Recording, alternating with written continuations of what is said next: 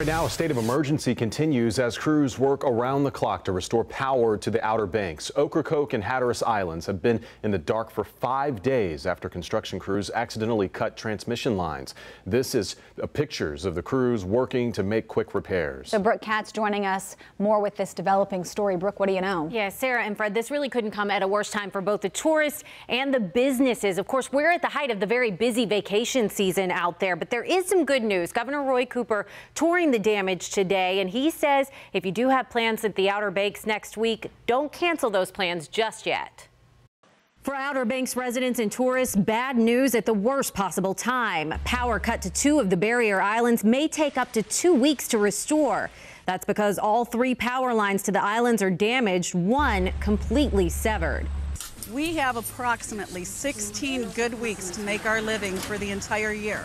3 or 4 days of work for some families will mean a mortgage payment. Tens of thousands of vacationers were ordered to evacuate Hatteras and Ocracoke Islands. Only residents are being allowed into the affected islands. The Outer Banks are no stranger to hurricane evacuations, but this one was man-made. Last week, a construction crew working on a bridge drove a steel casing into underground cables. It is critically important that we get the power back on, not only to keep the public safe, but to make sure these tourists and visitors can get back on the island as quickly as possible. 55,000 people visit Hatteras and Ocracoke every week during the summer months. And while tourists have had their vacations disrupted, business owners are losing money daily.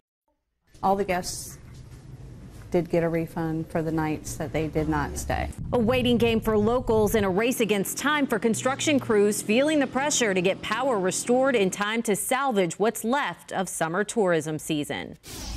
Backup generators have been brought in to help the some 5,000 people still on the islands. Utility crews are considering stringing overhead transmission line to Hatteras Island to help restore power. They say those repairs could take a week, but they could also take up to 2 weeks, guys. Hopefully they get that restored as soon as possible. Thanks, Brooke. Thank you, Brooke.